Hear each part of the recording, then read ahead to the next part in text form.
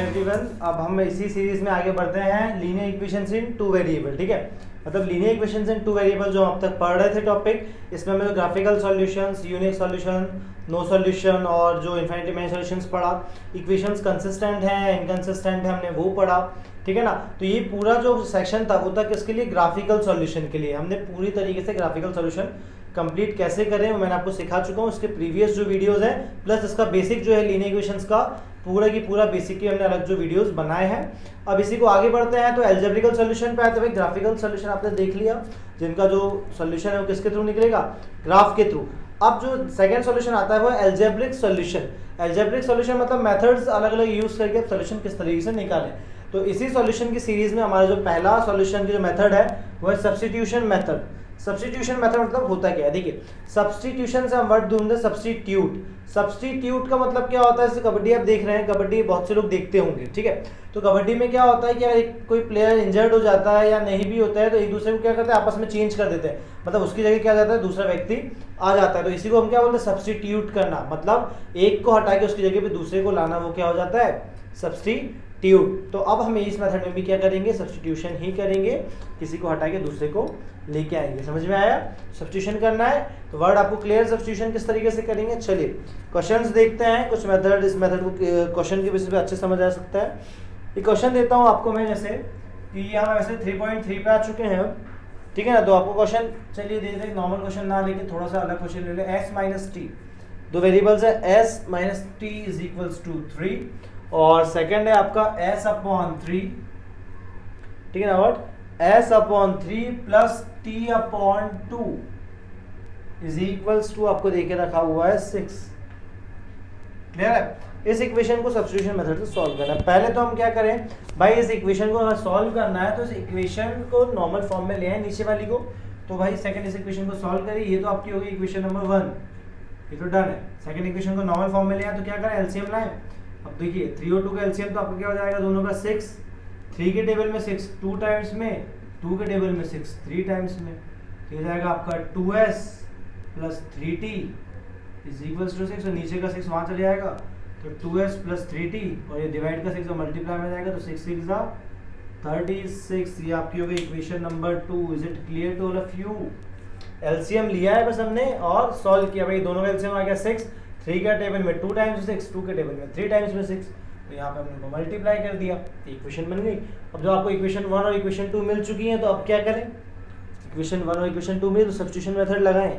तो from substitution method, ठीक है ना, फ्रॉम सब्स्टिट्यूशन मेथड या बाय सब्स्टिट्यूशन मेथड, आप जो आप लिखना चाहें बिल्कुल यूज करते हैं। यू ऑल आर इंडिपेंडेंट, है ना, how to use the statements. ठीक है, आपको किस तरीके से स्टेटमेंट यूज करना है, आप सभी इंडिपेंडेंट है उसके लिए, जैसा चाहे वैसा आप लिख सकते हैं। क्लियर सभी को? चलिए तो आगे बढ़ते हैं इसी सीरीज में आगे। सब्स्टिट्यूशन मतलब सभी को मालूम है, एक की वैल्यू निकालो दूसरे के पे रख दो। ठीक है, एक को हटा के दूसरे के पे लाओ। सब्स्टिट्यूशन में क्या करते हैं, हमें जो दो मेथड्स, दो इक्वेशंस दी गई है, इस इक्वेशंस में से हम क्या करते हैं? किसी एक इक्वेशन को चूज करते हैं। उस चूजन इक्वेशन में से क्या करते हैं? दो वेरिएबल है तो किसी एक वेरिएबल की वैल्यू निकालते हैं, दूसरे वेरिएबल को कहाँ भेज के? राइट साइड में। किसी एक वेरिएबल की जो वैल्यू निकालना इजी हो, जिस वेरिएबल की वैल्यू निकालना क्या हो? इजी है, उस वैल्यू मतलब उस वेरिएबल की वैल्यू निकालो और उसको उठा के दूसरी इक्वेशन में रख दो। जैसे यहाँ देखते हैं, मैं जैसे मैं लेता हूँ फ्रॉम इक्वेशन 1, इक्वेशन 1 को देखते हैं। तो इक्वेशन 1 आपको दी है s minus t is equals to 3। तो यहाँ से t की वैल्यू निकालना ज़्यादा बेटर है। देखिए, क्योंकि अगर मैं इस प्लस के t को वहाँ लेके जाऊँ तो ये माइनस के t को वहाँ लेके जाऊँ तो माइनस के t वहाँ जाके प्लस हो गया। अब ये वहाँ पहुँच गया तो 3 को यहाँ भेजो तो प्लस का 3 यहाँ पे हो गया, माइनस का 3 और t की वैल्यू क्या आ गई? माइनस का 3। इस इक्वेशन नाम देते हैं 3। क्लियर है? क्या किया हमने? दोनों में से कोई एक इक्वेशन चूज कर दिया, आप इसे भी चूज कर सकते थे, मैंने इसे चूज करी। ठीक है, क्योंकि यहाँ से वैल्यू निकालना ईजी था। ठीक है, इसको वैल्यू को चूज किया यहाँ पे। अब जब यहाँ से किसी एक की वैल्यू निकाला, ट्रांसफर की वैल्यू निकाल ली। अब इस वैल्यू को जब दूसरी इक्वेशन में उठा के रख दोगे, मतलब पहली इक्वेशन से वैल्यू निकालो, दूसरे में उठा के रख दो। पहली या दूसरी कोई भी चूज कर सकते हो आप, जिसमें से वैल्यू निकालनी है, और जिसमें से वैल्यू निकालोगे तो उसी में वैल्यू नहीं पुट करोगे, उसकी दूसरी इक्वेशन में क्या करना? फिर वो वैल्यू को पुट करना। मतलब अब क्या करो आपने इक्वेशन 1 से वैल्यू निकाली है, अब इस वैल्यू को उठा के इस इक्वेशन में रख दो। कहाँ पे? t की वैल्यू है ना, t की जगह पे रख दो। चलिए करते हैं। Putting value of what? t in equation number 2। Equation 2 में पुट करें। इक्वेशन 2 क्या दी है? 2s plus 3t is equal to 36। चलिए पुट करते हैं वैल्यू। तो 2s as it is plus 3 भी एज इट इज, t की वैल्यू ब्रैकेट में आएगी, t की वैल्यू क्या है s माइनस 3, 5 माइनस 3 में समझा s माइनस 3 है, इक्वल टू में 36। अब सॉल्व करिए 2s प्लस इसका मल्टीप्लाई किया तो ये 3 into S 3s plus minus minus 3 3 जा 9 इक्वल टू 36। आप सभी को मालूम है कि ब्रैकेट के आगे का जो नंबर है इसका मल्टीप्लाई वो है पूरे नंबर में अंदर होता है विद साइन। तो ये प्लस का 3s इंटू एस, प्लस का 3 इंटू एस तो प्लस का 3s, देन ये प्लस माइनस माइनस 3 3 जा 9। चलिए आगे सॉल्व करते हैं। तो 2s प्लस 3s तो आपका हो गया क्या, 2s प्लस 3s आपको हो गया 5s, इसको क्लियर लिखते हैं, कैसे लिख रहे हैं, ये आपका हो गया 5s। माइनस के 9 को वहां भेज दो तो जाएगा 36 प्लस का 9, वहां जाके ये जाएगा 5s और 36 प्लस 9 कितना होगा 45। Very good 45। और s की वैल्यू अगर आप निकालें तो क्या हो जाएगी भाई, s की वैल्यू निकालना है मल्टीप्लाई में कहाँ भेज दो, डिवाइड में, 5 1 5 5 9 45। s की वैल्यू 9 मिल गई, s की वैल्यू से आप क्या निकालो t की वैल्यू, s की वैल्यू मतलब आप देखिए किसी इक्वेशन को यूज करेंगे, उस इक्वेशन को यूज करके पहले उससे किसी वेरिएबल की वैल्यू निकालेंगे, उस वेरिएबल की वैल्यू दूसरी इक्वेशन में पुट करेंगे, वहां से देखिए आप इस वेरिएबल की वैल्यू आपने क्या कर दिया, सब्स्टिट्यूट कर दिया, मतलब यहाँ t की वैल्यू निकाली और t को यहाँ सब्स्टिट्यूट कर दिया s माइनस 3 से, t की वैल्यू रख दी दूसरी इक्वेशन में, यहाँ से आपको एक वैल्यू मिल जाएगी। अब इस वैल्यू जो आपको मिल चुकी है इससे दूसरी वैल्यू कैसे निकालें, तो जहाँ सब्स्टिट्यूट किया था वहाँ वैल्यू पुट कर दो। भाई आपको क्या है, from equation number 3, equation number 3 को देखें तो इक्वेशन नंबर 3 क्या है, 5 माइनस s माइनस 3 बराबर में t था, s की वैल्यू 9 है, यहाँ पुट कर दो 9 माइनस 3 इक्वल टू t और t is equals to 9 minus 3 6 और s इज इक्वल्स टू आपका 9। ये आपके दोनों आंसर्स आ गए। काफी इजी मेथड थी, समझ में आया। कुछ एग्जांपल्स और लेंगे, चेक करो आंसर सही आया कि नहीं। s की जगह पे मैंने रखा 9, t की जगह पे मैंने रखा 6, देखिए, और 9 माइनस 6 क्या होता है, इक्वल टू में 3। सीधे क्या हो गया, सॉल्यूशन चेक हो गया। सॉल्यूशन चेक कैसे करोगे, जो आपको वेरिएबल है इनकी वैल्यू इक्वेशन में उठा के रख दो, लेफ्ट का जो आंसर है अगर वही आंसर राइट का आ गया तो क्या हो जाएगा हमारा answer correct. Is it clear to all of you. चलिए आगे बढ़ते हैं, इसके बाद देखते हैं इसमें आगे।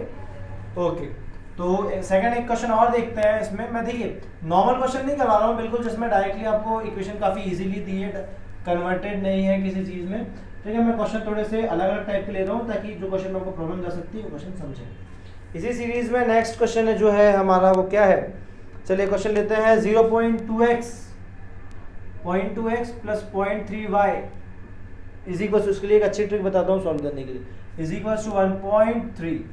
Second 0.4x plus 0.5y is equals to 2.3। Equation match कर लें, 0.2x plus 0.3y is equals to 1.3 और इसके बाद 0.4x plus 0.5y is equals to 2.3।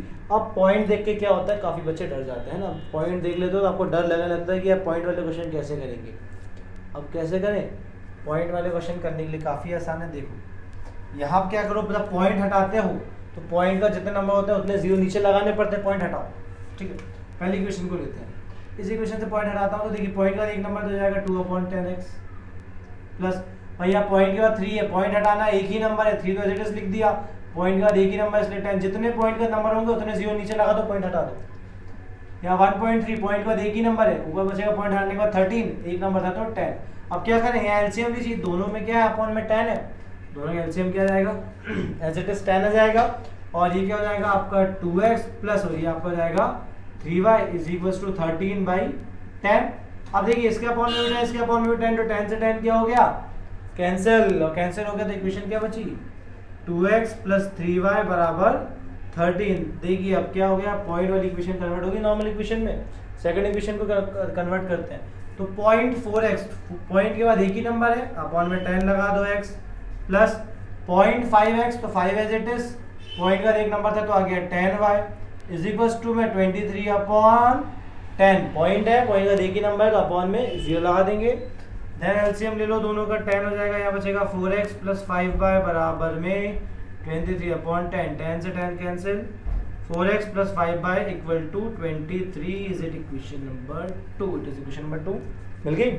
अब फ्रॉम सब्स्टिट्यूशन मेथड में क्या करेंगे, सब्स्टिट्यूशन मेथड लगाइए तो या बाय लिख दीजिए, बात एक ही है। तो बाय सब्स्टिट्यूशन मेथड, अब सब्स्टिट्यूशन मेथड लगाइए तो क्या होगा, किसी एक वैल्यू एक इक्वेशन उठाओ, उसकी वैल्यू उठा के दूसरे में रख दो। चलिए यहाँ पहली इक्वेशन ही ले लेते हैं, तो फ्रॉम इक्वेशन 1, इक्वेशन 1 के अकॉर्डिंग क्या हो रहा है, किसी एक की वैल्यू निकालनी है। ये इक्वेशन है आपकी क्या, 2x plus 3y is equals to 13, 2x plus 3y is equals to 13।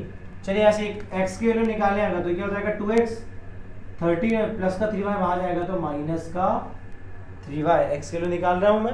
अब x की वैल्यू निकालना में ये 2 को भी खाली करना पड़ेगा, तो x की वैल्यू क्या हो जाएगी, 13 माइनस 3y, 3y तो वहां चला ही गया, 2 मल्टीप्लाई का पूरे का तो पूरे का अपॉन में आ गया, इसको इक्वेशन नंबर 3 नाम दे दीजिए। ठीक है ना, वैल्यू निकाल ली किसी, मतलब कोई भी एक इक्वेशन चूज करो, उसमें से किसी एक वेरिएबल की वैल्यू निकालो, एक वेरिएबल को पूरी तरीके से क्या कर लो, खाली कर लो, सारी चीजें राइट साइड में बेच लो। ठीक है, जैसे हमने x को किया यहाँ पे इक्वेशन में से, अब इसको इक्वेशन में वैल्यू पुट कर दो नेक्स्ट इक्वेशन में। तो putting the value of what, putting value of x in equation number 2, 1 से निकाली इसलिए 2 में पुट कर रहे हैं, इक्वेशन नंबर 2 में वैल्यू पुट करें। इक्वेशन 2 क्या आती है आपकी, 4x प्लस, ठीक है ना, 5y is equal to 23, value put कर दो x की जगह पे, x की वैल्यू क्या है 13 minus 3y upon 2 plus 5y is equal to 23। चलिए सॉल्व करते हैं, देखिए पूरे के अपॉन में 2, पूरे का मल्टीप्लाई में 4, 2 1 2 2 2 4, क्या बचा है यहाँ पे कि 2 into 13 minus 3y plus 5y is equal to 23। Continue करें तो 13 2 26 माइनस 3 2 6y, 13 2 26 क्योंकि ब्रैकेट के बाहर का नंबर दोनों मल्टीप्लाई होगा, plus 5y is equal to 23। चलिए आगे सॉल्व करते हैं और डीपली। तो देखिए प्लस का 5y माइनस का 6y, तो प्लस माइनस माइनस, 6y में से 5y गया तो आपका क्या बचेगा 1y, 6 बड़ा है इसलिए माइनस का इक्वल टू 26, यहाँ आपका आएगा 23। y की वैल्यू निकालना है, y की वैल्यू कैसे निकालें भाई, माइनस के y को वहां भेज दो, तो माइनस का y वहां चला गया तो क्या हो गया प्लस का y, अब यहाँ पे ऑलरेडी 26 है, y की वैल्यू निकालनी है, माइनस का y वहां जाके क्या हो गया प्लस का y, वहां का 23 यहाँ आएगा तो क्या हो जाएगा माइनस का 23। इसके अकॉर्डिंग y की वैल्यू क्या आ जाएगी आपकी 3।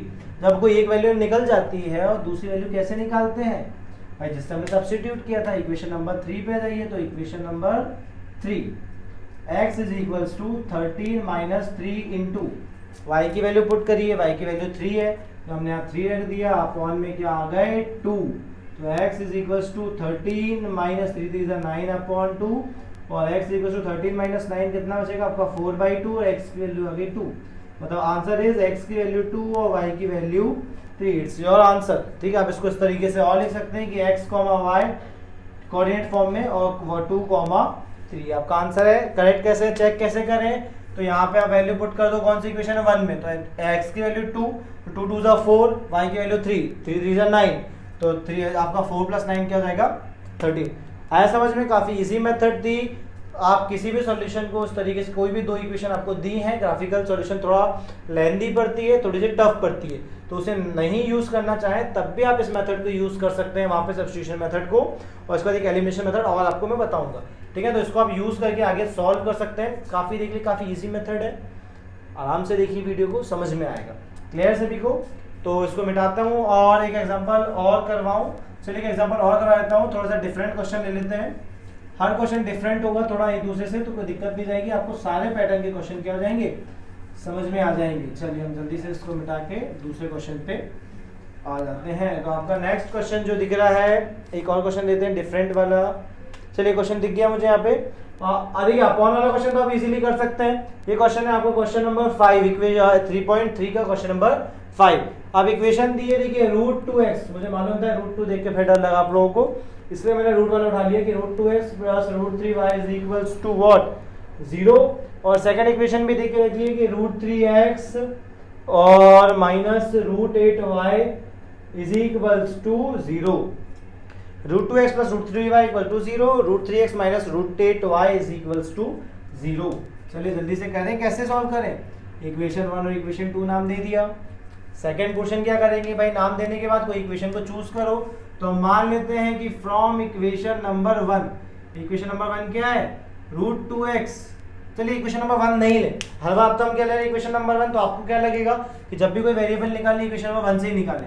हम ले लेते हैं इक्वेशन नंबर 2 से भी निकालेंगे तो आंसर वही आएगा। इक्वेशन 2 ले तो इक्वेशन नंबर 2 क्या है, √3x minus √3 is equals to 0। भाई केवल नंबर है रूट के अंदर, वेरिएबल नहीं है, वेरिएबल तो रूट के बाहर है।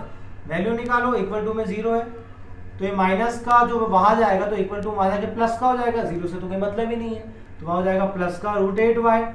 अब x की वैल्यू यहाँ से निकालो तो क्या होगा, ये √8 एज इट इज, ये √3 मल्टीप्लाई से कहाँ चला गया, डिवाइड में, और इक्वल टू में y बचा, इसको नाम दे दिया अपनी इक्वेशन नंबर 3। क्या किया, इस इक्वेशन में लिया, इसको उठा के हमने यहाँ भेज दिया, यहाँ कुछ नंबर था ही नहीं, सॉल्यूशन करने की जरूरत नहीं पड़ी, x की वैल्यू निकाल ली खाली करके। नेक्स्ट अब आगे बढ़े, तो अब इसको इक्वेशन 3 है तो putting value of x in equation 2 से निकाला था, इसलिए मैंने आपको चेंज करिए, अब 2 से निकाला तो 1 में रखें। चलिए 1 में पुट करते हैं, तो आपका 1 है, ये आ गया √2x plus √3y equal to 0। चलिए √2x की वैल्यू कितनी है, √8 अपॉन √3 इंटू y, क्लियर है, हमने रख दी x की वैल्यू प्लस का √3y इक्वल टू 0। चलिए आगे सॉल्व करें, अब आगे किस तरीके से सॉल्व करेंगे, तो √8 इंटू √2, √8 इंटू √2 तो रूट से रूट का मल्टीप्लाई हो जाता है, तो 8 2 क्या हो जाएगा 16 अपॉन √3, और यहाँ बचेगा आपका y प्लस ये बचेगा आपका √3y इज इक्वल टू 0। क्या कर रहे हैं, एलसीएम ले रहे हैं, इसके अपॉन में कुछ नहीं मतलब 1 और √3 का एलसीएम क्या हो जाएगा आपका √3। यहाँ तक क्लियर है। मुझे एक चीज बताइए, √16 किसका स्क्वायर है, किसका स्क्वायर रूट है, तो आप सभी को मालूम है 16 is the square of 4, 4 4 the 16, मतलब अंडर √16 क्या हो जाएगा आपका 16, और आप लिख सकते हैं 4 इंटू 4, जब पेयर बनता है तो बाहर जाता है, मतलब ये 4 का क्या हो रहा है स्क्वायर हो रहा है, तो √16 को आप क्या लिख सकते हैं 4 लिख सकते हैं, तो √16 को आप 4 लिखें, तो यहाँ पे √0 बाहर निकल गया तो आपको हो जाएगा 4y प्लस, भाई अब देखिए दोनों का मल्टीप्लाई या जो एलसीएम आया वो तो √3 आ चुका है, अब भाई 1 के टेबल में √3 टाइम्स में आएगा, यहाँ √3 था तो उस मल्टीप्लाई करने की जरूरत नहीं पड़ी, यहाँ 1 है तो √3 का मल्टीप्लाई इसमें होगा, तो अब देखिए √3 इंटू √3, जब भी कोई दो सेम नंबर रूट के अंदर होते हैं मल्टीप्लाई होते हैं तो रूट हट जाता है, तो √3 इंटू √3 3 होगा, और √5 इंटू √5 करोगे तो 5 होगा। सेम नंबर जब रूट में होते हैं तो उनका रूट क्या होता है हट जाता है। इसी तरीके से जब एलसीएम लेंगे तो भाई इसके अपॉन में तो √3 था तो इसके ऊपर कुछ मल्टीप्लाई नहीं हुआ, इसके अपॉन में 1 है इसलिए एलसीएम के ऊपर मल्टीप्लाई होगा, तो जब ये √3 इंटू √3 होगा तो आपका हो जाएगा 3y इक्वल टू 0।